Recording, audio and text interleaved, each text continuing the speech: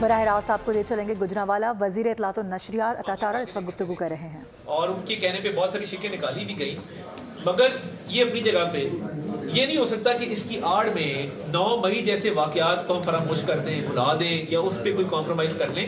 وہ جو سزائیں ہوئی ہیں 25 لوگوں کو پہلے، 60 لوگوں کو بعد میں، جو 85 لوگوں کو سزائیں ہوئی ہیں ان کے خلاف ناقابل تردید ثبوت موجود تھے. ان کو وہاں پہ دیکھا گیا تھا جلاؤ گراؤ کرتے ہوئے، توڑ پھوڑ کرتے ہوئے. تو جو ملک دشمنی ہوئی ہے اگر اس پہ کوئی معافی ہو جائے یا اس ملک دشمنی کو بھلا دیا جائے تو پھر ایک شخص جو کوئی بھی جرم کرتا ہے تو کیا پاکستان کی تمام جیلوں کے دروازے کھول دیے جائے؟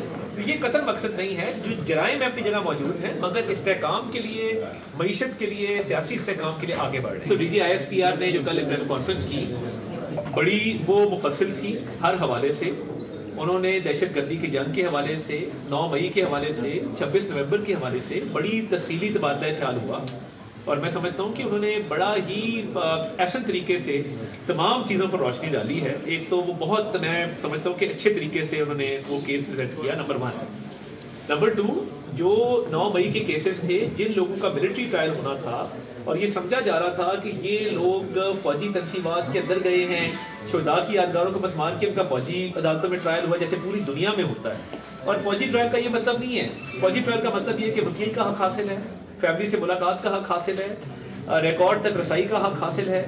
اس کے ساتھ ساتھ ایبسنشیا میں ٹرائل نہیں ہوتا، یعنی آپ کی موجودگی میں ٹرائل کیا جاتا ہے. اور اپیل کے 2 حق حاصل ہیں، ایک ملٹری اتھارٹیز کے اندر ہے اور ایک اس کے بعد ہائی کورٹ کے اندر ہے. تو جو فیئر ٹرائل کا پروسیس ہے وہ انشور کیا گیا ہے کہ رائٹ ٹو فیئر ٹرائل کو مینٹین کیا جائے.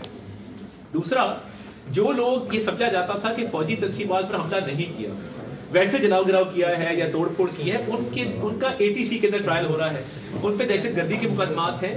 تو میں اکثر کہتا ہوتا ہوں کہ اگر آپ ریل پر سفر کر رہے ہوں اور آپ ریل کے اندر کوئی جرم کریں گے تو ریلوے پولیس اس کا نوٹس لے گی. اگر آپ سے منشیات برآمد ہوتی ہیں تو اینٹی نارکوٹکس فورس اس کے لیے موجود ہے.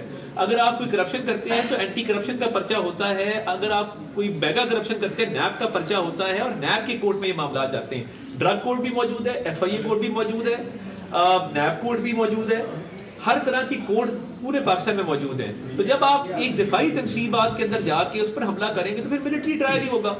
تو وہ معاملات چل رہے ہیں کہ ATC کی کورٹ میں کون سا معاملہ ہے، آپ کے ملٹری کورٹ میں کون سا معاملہ ہے. یہ تمام معاملات جو ہیں قانون اور آئین کے مطابق ہیں اور وہ کارروائی آگے بڑھ رہی ہے.